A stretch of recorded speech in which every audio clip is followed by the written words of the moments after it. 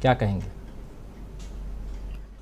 जी राजीव जी, देखिए राहुल गांधी ने जो ये पेगासस की बात को इंटरनेशनल फोरम पे कह दिया है, तो इससे ज्यादा बड़ा मोदी जी का जो कलई उतारने वाली बात होती है, चेहरे के ऊपर जो मुखौटा लगा हुआ उसको नोच के फेंक दिया है कि ये डेमोक्रेसी जो चुन के आई हुई सरकार है, ये किस तरह के तानाशाही तरीकों से देश को चला रही है। ये दुनिया जानती है, अमेरिकन भी जानते ही हैं कि पेगासस जो सॉफ्टवेयर है वो आतंकवाद के विरुद्ध, जैसा कि बताया जाता है कि उसके विरुद्ध इस्तेमाल करने के लिए इजराइल की जो कंपनी है उसने डेवलप किया था।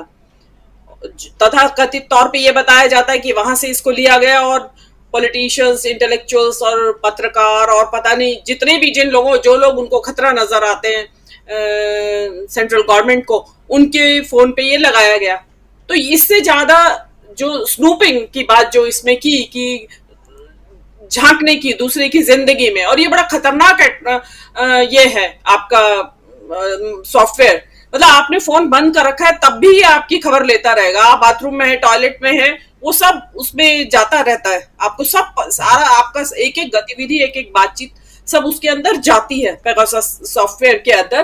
तो ये जो राहुल गांधी ने इसके बाद बताया कि भाई हम जो भी सरकार आएगी, डेफिनेटली कोई भी सरकार इस चीज के लिए कि लोगों की जिंदगी के अंदर इतना ज्यादा घुस जाए, तो और जो प्राइवेसी का जो है, जो वेस्टर्न वर्ल्ड में तो प्राइवेसी का कॉन्सेप्ट ही दूसरा है।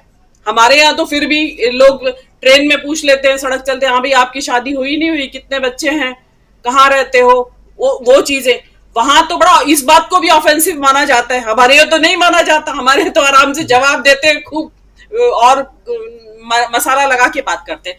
तो ये तो बात रही, राहुल गांधी ने मोदी जी को एक्सपोज कर दिया है। देखिए राहुल गांधी जो जो इस पूरी ट्रिप में जो मेरा इंप्रेशन है, वो एक फ्यूचर की बात कर रहे हैं, न्यू एज की बात कर रहे हैं। वो जो टर्मिनोलॉजी अपने उसमें बातचीत में इस्तेमाल कर रहे हैं, वो एक फ्यूचरिस्टिक टर्मिनोलॉजी है, फ्यूचर की बात है, न्यू एज की बात है। देखिए मोदी जी बात कर रहे हैं सेंगोल की, वो कहां ले जा रहे हैं आपको, चोल साम्राज्य के समय में, और वहां से उठा के वो राजतंत्र स्थापित कर रहे हैं, जिसको जो कि राजतंत्र जिन जगहों पे है भी, वहां पे भी धीरे धीरे उसको फेज आउट करने की तैयारी चल रही है कि भाई इसको हटाओ, अब ये जनता एक्सेप्ट नहीं कर रही है। मोदी जी क्या है कि छिपे तौर पे उस राजतंत्र को ला रहे हैं सेंगोल के जरिए, और वो बातचीत कर रहे हैं। उनके पास फ्यूचर के लिए कहने के लिए कुछ नहीं है। राहुल गांधी आर्टिफिशियल इंटेलिजेंस की बात कर रहे हैं, उसके खतरों की बात कर रहे हैं, और ये भी, लेकिन उन्होंने खतरे को इस तरह नहीं माना। उन्होंने कहा कि भाई ये जॉब्स खत्म हो जाएंगे आर्टिफिशियल इंटेलिजेंस से। उन्होंने कहा कि नहीं, जब भी कोई नई टेक्नोलॉजी आती है उसके बारे में यही कहा जाता है कि स्टीम इंजन आया तब भी यही कहा गया, कंप्यूटर आया तब भी यही कहा गया, आपको ध्यान होगा कि जॉब्स खत्म हो जाएंगी। तो उसने कहा नए जॉब पैदा करती है हर टेक्नोलॉजी अपने साथ साथ, तो पुराने खत्म होते हैं, नए पैदा हो जाते हैं। तो एक जो ये राहुल गांधी की जो बातचीत है, वो मैं तो देखिए स्पष्ट शब्दों में कहती हूँ मोदी जी के तो सिर से गुजर रही होगी। उसमें जो राहुल गांधी ने एक वर्ड इस्तेमाल किया है, बल्कि मैं तो कहती हूँ इस पे चर्चा इंडियन सोशल मीडिया पे हुई नहीं है। उन्होंने पॉलिटिशियंस के लिए या अपने लिए ही कहा कि I am a political entrepreneur. मतलब जी। उन्होंने इसको एक फुल टाइम काम बताया अपना कि एक व्यवसायी हूं मैं, राजनीति को व्यवसाय के तौर पे उन्होंने लिया।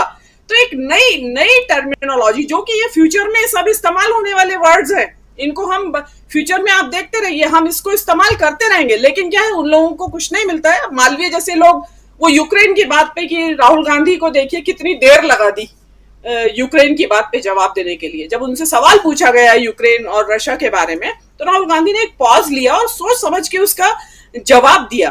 भाई ये कोई पकौड़े तलने जैसा काम थोड़ी है, ये इतना सेंसिटिव इशू है कि इस पे ऑपोजिशन का लीडर वो भी बहुत सोच समझ के नाप तोल के जवाब देगा। और राहुल गांधी ने जो उनको जो भी देना था जवाब, इतना तो सोचने का समय मिलना चाहिए। आपने मतलब एक सिर के ऊपर गजर बजा रखा है उनके, राहुल गांधी के ऊपर, लेकिन वो लोग कंपीट नहीं कर पाएंगे। देखिए राहुल गांधी एक न्यू एज फ्यूचरिस्टिक लीडर के तौर पे इस यात्रा के दौरान स्टैब्लिश हो चुके हैं। और मैन्युफैक्चरिंग की जो बात हो रही है, आपको ध्यान होगा राहुल गांधी आज से नहीं, रघुराम राजन के साथ भारत यात्रा के दौरान जो उनकी राजस्थान में एक खेत में मीटिंग हुई थी, वहां भी उन्होंने रघुराम राजन के साथ बातचीत में यही कहा था कि हमें सर्विस सेक्टर पे जोर नहीं देना है, हमें मैन्युफैक्चरिंग इकोनॉमी बनाना है, अपनी अपनी इकोनॉमी को बेस करना है मैन्युफैक्चरिंग के ऊपर। क्योंकि देखिए, इसका एक चीज मैं कह के बंद करूंगी कि आप देखिए कि अडानी जो है पहले नंबर का अमीर है देश का, लेकिन जो फिगर आई उसमें क्या आया कि ओनली 23,000 लोग उसके एम्प्लॉयमेंट है। इतना बड़ा जो देश का सबसे अमीर आदमी और खाली 23,000 लोगों को एम्प्लॉयमेंट देता है।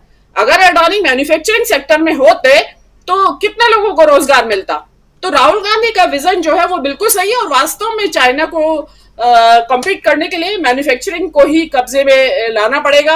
अब इसमें सफल कितने होते हैं इसकी अपने कॉम्प्लिकेशन, मैं एग्जैक्टली पिन पॉइंट नहीं कर सकती कौन से इंटरेक्शन में कहा है उन्होंने। इसी मैन्युफैक्चरिंग के बारे में उन्होंने एमएसएमई के ऊपर भी बहुत ज्यादा जोर दिया है, वो चाहे बिजनेस के लिहाज से हो, ट्रेडिंग के लिहाज से हो, या मैन्युफैक्चरिंग के लिहाज से हो।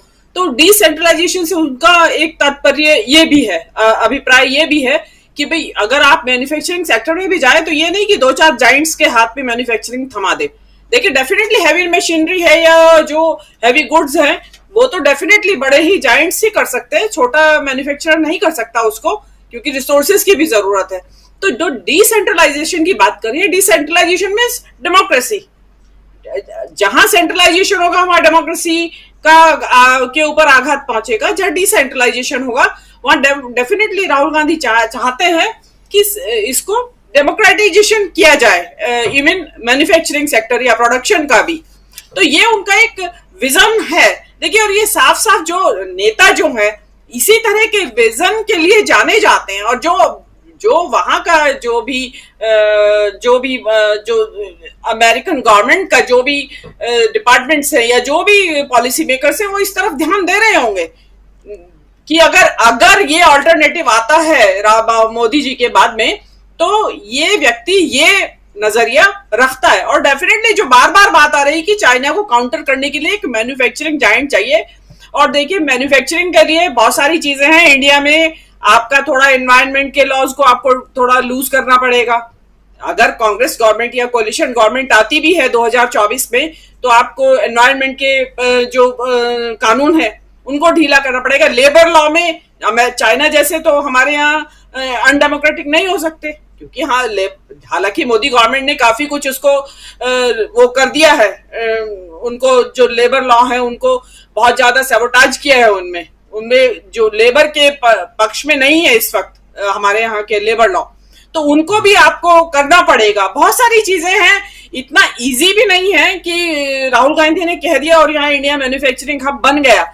जब आएंगे तो उसके बाद जैसे कि ना when we cross the bridge, तब देखा जाएगा कि क्या होगा। लेकिन फिलहाल एक मोटा मोटी तौर पे एक उन्होंने विजन दिया है कि भाई अगर हमारे जैसी सोच वाले लोग सत्ता में आते हैं तो हम ये विश्व के सामने हम ये अपनी पॉलिसीज रखते हैं। इसको अब अमेरिका का जो डिस्पेंसेशन है वो किस तरीके से लेता है ये तो आने वाला समय ही बताएगा। बट फिलहाल जो है कि जो मुझे बड़ी खुशी हुई कि सलीम साहब जो भी बता रहे हैं उससे बहुत हम उत्साह भी बढ़ा है। जो हमारे निराशा का माहौल था कि ये तो अभी 2024 से भी आगे चलने वाला है, ये सारा जो चल रहा है अभी प्रेजेंटली, तो उससे लगता है कि शायद कुछ सूरत बदलेगी। अगर बाहर में भी लोगों को नजर आ रहा है, उसके अंदर हमें तो आ ही रहा है नजर, तो हम चाहते थे कि बाहर के लोग भी अपना एक न्यूट्रल ऑब्जर्वेशन दें, तो वो उससे हमें काफी उत्साह मिला है और लड़ने का भी एक नया हौसला हमें इससे मिलता है। जी जी जी।